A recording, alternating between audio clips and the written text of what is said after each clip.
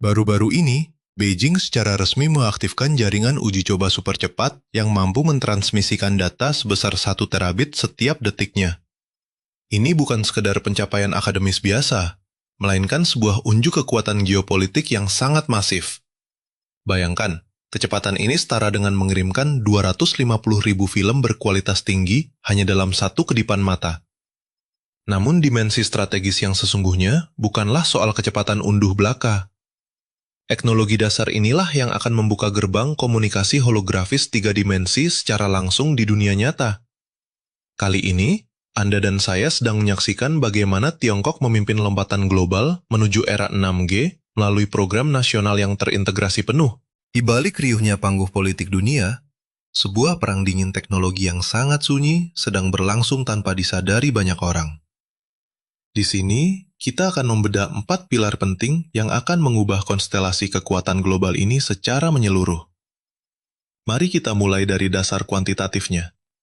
Panggilan video standar di ponsel pintar kita saat ini hanya membutuhkan bandwidth sekitar 3 hingga 8 megabit per detik. Analoginya mirip dengan aliran air dari selang taman kecil yang dayanya sangat terbatas. Sementara itu, untuk menikmati siaran video berkualitas tinggi, dibutuhkan kapasitas sekitar 25 megabit per detik, yang setara dengan selang berdiameter sedikit lebih lebar, agar gambar terlihat lebih tajam. Untuk menampilkan resolusi 4K yang super tajam, infrastruktur jaringan membutuhkan daya dorong sekitar 100 megabit per detik, layaknya semburan dari hidran pemadam kebakaran. Namun, tantangan geopolitik sesungguhnya muncul saat kita berbicara tentang komunikasi holografis real-time.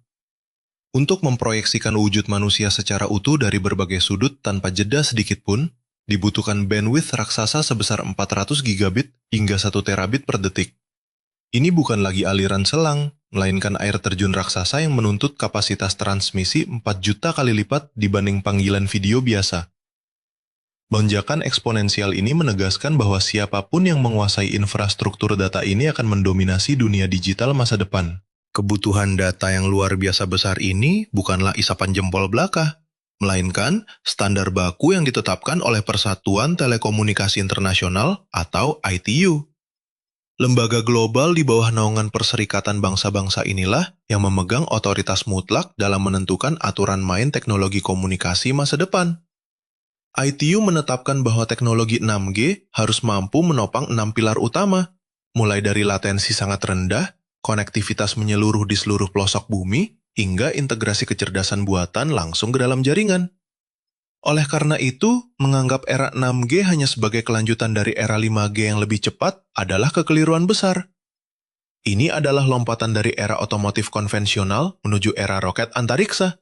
Pergeseran paradigma ini tidak terjadi secara bertahap, melainkan sebuah revolusi total terhadap cara negara-negara besar mengelola kedaulatan informasi mereka. Jaringan masa depan ini tidak lagi sekedar menjadi pipa penyalur data pasif, melainkan sistem saraf otonom yang mampu berpikir, mengindra, dan memetakan dunia fisik secara langsung. Dalam peta persaingan ini, Tiongkok baru saja mengambil langkah taktis yang sangat krusial. Di distrik Huairou, yang terletak di timur laut Beijing, sekelompok peneliti yang didukung penuh oleh negara telah berhasil mengaktifkan jaringan uji coba perintis dengan memanfaatkan gelombang radio berfrekuensi sangat tinggi untuk mendominasi peta teknologi global ini. Gelombang dengan frekuensi ekstrim ini berada jauh di luar jangkauan perangkat nirkabel konsumen yang kita gunakan sehari-hari. Walaupun mampu membawa volume data yang masif, sifat fisiknya sangat rentan terhadap rintangan fisik dan jarak geografis. Namun dalam skenario uji coba laboratorium yang sangat terkendali, tim peneliti Tiongkok berhasil menembus batas tersebut dengan mencatat kecepatan unduh hingga 1 terabit per detik. Anda harus memahami bahwa ini bukanlah produk komersial yang siap dijual bebas di pasar global esok hari. Ini adalah demonstrasi kapasitas teknologi tingkat tinggi yang dirancang khusus untuk membuktikan kepada dunia bahwa batas teori fisika tersebut kini telah berhasil ditaklukkan oleh kedaulatan teknologi mereka. Implikasi geopolitik dari pencapaian ini sangat mendalam, karena angka 1 terabit per detik adalah batas mutlak bagi kelayakan transmisi holografis. Batas pemisah antara fiksi ilmiah dan realitas strategis baru saja dilewati di dalam laboratorium riset yang dikendalikan oleh Beijing. Kecepatan transmisi yang selama ini dianggap mustahil, kini telah mewujud dalam bentuk infrastruktur fisik yang nyata melalui udara bebas. Meskipun terdapat perbedaan mendasar antara uji coba laboratorium dengan ketersediaan komersial skala luas, keberhasilan ini memberikan keunggulan awal bagi Tiongkok untuk mendikte arah perkembangan industri global sebelum blok barat sempat merespons langkah strategis tersebut. Tantangan rekayasa yang tersisa untuk mengubah uji coba laboratorium ini menjadi jaringan publik yang stabil memang masih sangat menumpuk. Peralatan yang digunakan saat ini masih sangat mahal dan membutuhkan pasokan daya yang luar biasa besar agar bisa beroperasi. Namun, instrumen regulasi dan kebijakan industri negara telah bergerak cepat bulan ini untuk memindahkan teknologi ini dari fase penelitian menuju fase pembangunan infrastruktur pertahanan informasi. Disinilah letak pertempuran yang sesungguhnya. Banyak pengamat keliru mengira bahwa kompetisi era 6G hanyalah soal adu cepat menggelar kabel optik. Padahal inti dari permainan kekuatan ini adalah tentang siapa yang berhak menuliskan aturan hukum teknologi global tersebut. Dalam dunia telekomunikasi, Badan Standarisasi Global bernama 3GPP memegang peran penting seperti Dewan Keamanan Dunia Digital. Setiap operator telekomunikasi lintas benua, produsen semikonduktor, hingga penyedia infrastruktur wajib mematuhi seluruh spesifikasi teknis yang dirumuskan di sana. Jika rancangan teknologi suatu negara tidak adiabopsi ke dalam standar kolektif ini, maka produk mereka akan terisolasi dan tidak akan bisa digunakan secara global. Ketika sebuah aliansi strategis berhasil menguasai jalannya standarisasi teknis tersebut, mereka secara otomatis mendapatkan hak eksklusif untuk menentukan frekuensi spektrum mana yang akan digunakan, fitur keamanan apa yang akan diterapkan, serta membatasi ruang gerak teknologi pesaingnya. Ada motif ekonomi politik yang sangat masif di balik penyusunan regulasi ini, yaitu integrasi paten teknologi ke dalam standar global. Setiap kali sebuah menara transmisi didirikan atau chip komunikasi diproduksi di belahan dunia manapun, pemilik paten akan terus mengalirkan royalti bernilai miliaran dolar ke kantong mereka selama beberapa dekade ke depan. Anda dan saya tentu ingat bagaimana taktik hegemoni ini diterapkan dengan sangat sukses oleh korporasi Amerika Serikat bernama Qualcomm saat merajai era 4G LTE beberapa tahun silam. Kini, dalam peralihan geopolitik yang sangat krusial ini, Tiongkok berambisi merebut kendali atas rantai royalti global tersebut demi memperkuat kedaulatan ekonomi nasional mereka. Bayangkan kekuatan geopolitik dari aturan teknologi. Setiap chip ponsel dan infrastruktur jaringan standar 4G di bumi praktis menyetor royalti kepada Qualcomm. Raksasa Amerika Serikat ini meraup miliaran dolar tiap tahun, bukan karena produk mereka paling unggul, melainkan karena mereka mendikte aturan main global. Beijing mengamati strategi ini dengan jeli. Demi mematahkan dominasi Barat, mereka berambisi memimpin standar 6G. Upaya ini nyata saat entitas Tiongkok menguasai sekitar 40% paten 6G global pada akhir 2023, mengungguli Amerika Serikat di posisi 35%, Jepang 10%, Eropa 9%, dan Korea Selatan 4%. Tiongkok tidak sekedar bersaing dalam paten 6G, melainkan memimpin dengan selisih nyata. Buktinya, China Mobile ditunjuk sebagai pelapor utama proyek standarisasi skenario dan kebutuhan 6G pertama di bawah kerangka 3GPP. Ini berarti badan usaha milik negara Tiongkok tersebut memegang pena untuk menentukan fungsi dasar 6G. Mereka tidak hanya menyumbang ide, tetapi memimpin penyusunan dokumen strategis yang wajib dipatuhi seluruh negara dan korporasi teknologi global kelak. Ini bukan peran pendukung, melainkan kursi kepemimpinan mutlak di meja perundingan internasional. Ketika dokumen ini diterbitkan, arah perkembangan teknologi masa depan secara geopolitik berada dalam kendali Tiongkok. Mari kita bedah konsekuensi praktis dari dominasi ini. Jika dokumen panduan mendikte kecepatan tertentu, manufaktur global wajib mematuhinya. Jika spektrum frekuensi tertentu diwajibkan, setiap negara akan tertekan untuk menyelaraskan kebijakan spektrum mereka. Negara penyusun draft tidak hanya mendirikan jaringan fisik, melainkan mengendalikan apa yang boleh dilakukan sistem tersebut, membatasi siapa yang berhak memproduksi perangkatnya, dan menentukan aliran royalti selama 30 tahun ke depan. Namun, paten hanyalah satu kepingan puzzle. Pada tanggal 8 Mei 2026, Kementerian Industri dan Teknologi Informasi Tiongkok resmi mengizinkan uji coba spektrum frekuensi khusus untuk uji lapangan komunikasi seluler 6G. Spektrum uji berada di kisaran 6.425 hingga 7.125 MHz. Rentang frekuensi ini strategis karena menyeimbangkan kapasitas data masif dan daya jangkau sinyal. Tiongkok menjadi yang pertama di dunia yang mengalokasikan spektrum fisik khusus untuk uji lapangan 6G secara eksklusif. Bukan sekadar simulasi, melainkan pengujian nyata demi mengumpulkan data propagasi empiris. Data inilah yang menjadi senjata diplomasi krusial pada Konferensi Komunikasi Radio Sedunia tahun 2027. Di forum internasional itulah alokasi frekuensi global dinegosiasikan, sebuah keputusan strategis yang akan mengunci kekuasaan atas infrastruktur telekomunikasi dunia untuk beberapa dekade ke depan. Di meja diplomasi global, negara dengan bukti empiris paling komprehensif lah yang mendikte perundingan. Tumpukan data lapangan mengenai propagasi sinyal di cuaca ekstrim hingga rintangan fisik adalah senjata utama yang sulit didebat. Melalui keunggulan waktu 6 hingga 12 bulan dibanding kompetitor, Beijing mengamankan posisi tawar luar biasa kuat sebelum negara lain memulai uji coba serupa. Langkah taktis ini memberi mereka kendali penuh untuk menyetir standar internasional.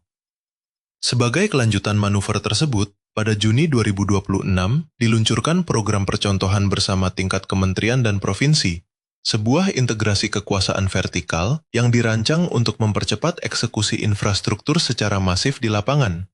Ini bukan sekedar instruksi pusat yang berisiko mandek di daerah. Di sini, Kementerian Nasional dan pemerintah daerah berkolaborasi sebagai investor dan administrator bersama dengan tanggung jawab politik setara. Model integrasi vertikal inilah yang sukses mempercepat penggelaran infrastruktur 5G di 330 kota di Tiongkok, melampaui akumulasi seluruh dunia. Dengan memangkas friksi birokrasi yang kerap melumpuhkan proyek infrastruktur di negara-negara barat, Beijing sukses memastikan eksekusi yang efisien. Kini, mesin administrasi yang sama dikerahkan untuk membangun dominasi 6G, memprioritaskan integrasi taktis dengan kecerdasan buatan, internet satelit, serta teknologi penginderaan canggih. Bayangkan pabrik pintar otomatis, kapal laut tanpa awak, hingga ribuan drone udara rendah yang dipantau secara waktu nyata oleh jaringan telekomunikasi taktis.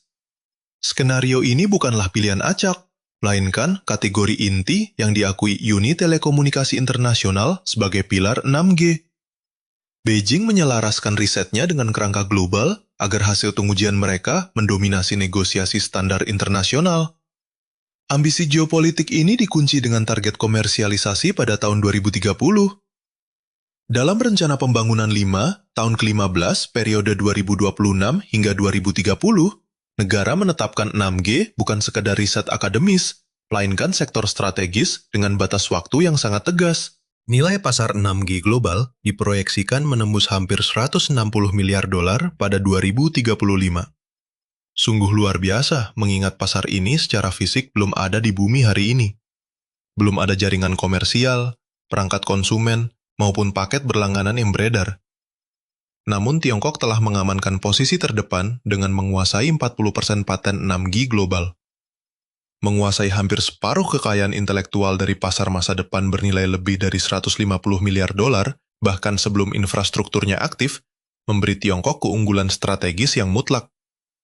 Kita sedang menyaksikan bagaimana hegemoni ekonomi digital baru dibangun secara sepihak sebelum pertempuran komersial sesungguhnya dimulai. Lompatan teknologi ini akan mendefinisikan ulang sektor kedokteran taktis dan sipil. Bayangkan dokter spesialis di kota besar seperti Shanghai mengoperasi pasien di daerah perbatasan terpencil tanpa jeda waktu. Operasi ini tidak menggunakan lengan robot dengan layar monitor 2 dimensi biasa, melainkan visualisasi holografik 3 dimensi berpresisi tinggi. Dokter dapat memantau organ pasien dengan kedalaman spasial penuh seolah berdiri langsung di ruang operasi real. Skenario revolusioner ini menuntut kecepatan transfer data minimal 1 terabit per detik yang kini sukses ditembus dalam uji coba di Beijing. Hambatan hukum fisika telah teratasi, menyisakan tantangan rekayasa yang dipastikan selesai berkat dukungan modal besar dari negara. Ketika kendala fisika terpecahkan, Tantangan rekayasa berikutnya akan tunduk pada alokasi anggaran dan waktu yang dijamin oleh negara. Ini bukan hanya tentang telekomunikasi, melainkan pemerataan sumber daya manusia secara nasional. Siswa di pedalaman terpencil dapat belajar dari pengajar terbaik melalui proyeksi holografik 3 dimensi di ruang kelas mereka secara interaktif. Begitu pula di sektor industri strategis, di mana insinyur di kantor pusat mampu menginspeksi mesin pabrik dari jarak 600 km lewat visualisasi holografik presisi tanpa perlu melakukan perjalanan dinas fisik. Ini adalah revolusi infrastruktur digital terintegrasi yang mampu mengikis kesenjangan geografis secara radikal. Bayangkan sebuah dunia di mana kita tidak lagi sekadar mengirim data, melainkan memetakan realitas fisik secara instan. Hari ini, Anda dan saya akan melihat bagaimana teknologi generasi ke-6 atau 6G mengubah lanskap geopolitik global secara radikal. Melalui jaringan canggih ini, tim pemeliharaan dapat mendeteksi kerusakan infrastruktur vital dari jarak jauh tanpa perlu terbang ke lokasi, berkat panduan holografis tanpa jeda. Disinilah letak kekuatan strategisnya. Stasiun pemancar 6G bukan lagi menara pemancar biasa, melainkan sensor raksasa yang memetakan ruang fisik, melacak pergerakan objek, dan menyatukan informasi spasial tersebut. Infrastruktur tunggal ini akan mengintegrasikan manajemen lalu lintas, pemantauan lingkungan, hingga respons darurat secara terpadu tanpa jaringan sensor terpisah. Jaringan tunggal ini mampu mendeteksi pejalan kaki yang menyeberang jalan, melacak drone asing di wilayah terlarang, hingga memantau kualitas udara tanpa perlu memasang satu pun sensor tambahan.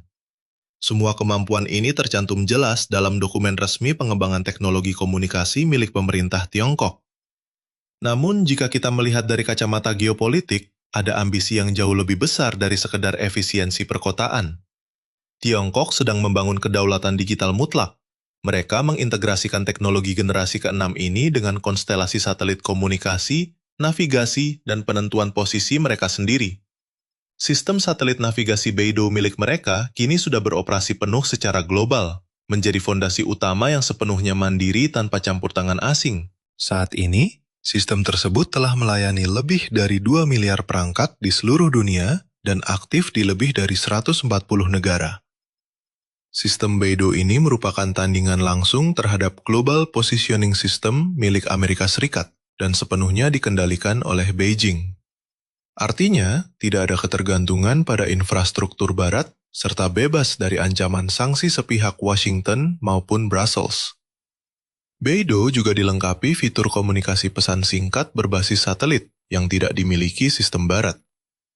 3 raksasa telekomunikasi mereka, China Mobile, China Telecom, dan China Unicom, telah memegang lisensi resmi untuk memadukan jaringan bumi dengan satelit Tianong. Langkah ini bukan lagi rencana masa depan. Ketika teknologi komunikasi generasi ke-6 ini digabungkan dengan sistem navigasi Bato, hasilnya jauh melampaui sekedar koneksi internet cepat.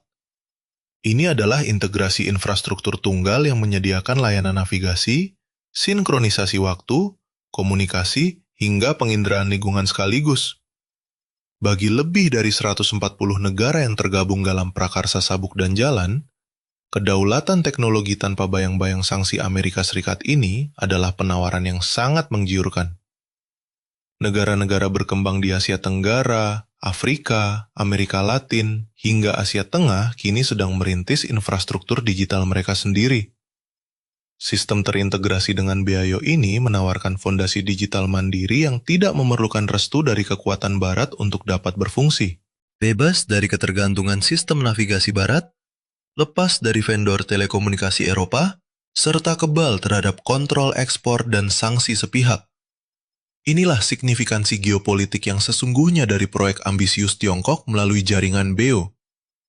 Sementara panggilan holografis menjadi berita utama yang memikat perhatian publik, pembangunan infrastruktur kedaulatan digital inilah senjata utama yang akan mengubah perimbangan kekuatan global secara permanen. Sebaliknya, mari kita tengok kesiapan kubu barat. Amerika Serikat hingga kini belum menetapkan alokasi spektrum frekuensi khusus untuk uji coba lapangan teknologi generasi ke-6 ini.